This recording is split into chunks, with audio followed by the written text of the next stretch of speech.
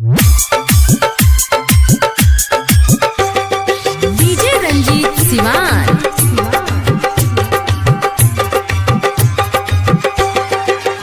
हमरा कफन ला भेज दो दुपट्टा, हमरा कफन ला भेज दो दुपट्टा। हम मर जाए ऐसन बुझाता, हमरा कफन ला भेज दो दुपट्टा। हम मर जाए ऐसन बुझाता। जब से छोड़लू तू, जब से छोड़लू तू, जब से छोड़लू तू दिलवा दुखाता। तोड़ पीले दर्द नहीं जाता, हमरा कफन ला भेज दो दुपट्टा। हम मर जाए ऐसन बुझाता, हमरा कफन ला भेज दो दुपट्टा। स्मार्ट रिकॉर्डिंग स्टूडियो मैरो।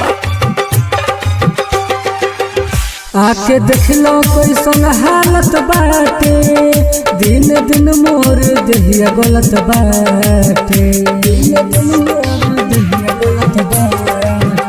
आके देखलो कैसन हालत बाटे, दिन दिन मोर देहिया गलत बाटे।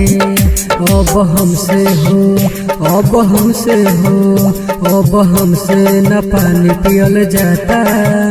रही रही मोर दिल घबराता, हमरा कफन ला भेज दो दुपट्टा। हम मर जाए ऐसन बुझाता, हमरा कफन ला भेज दो दुपट्टा। DJ Ranjeet Siwan. Smart recording studio मैरो।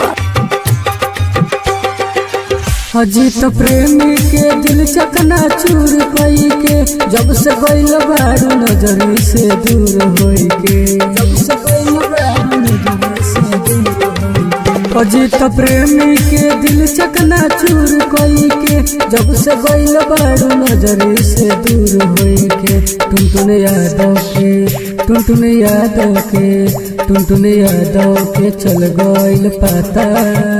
अब धड़कन हमार रुकल जाता, हमरा कफन ला भेज दो दुपट्टा।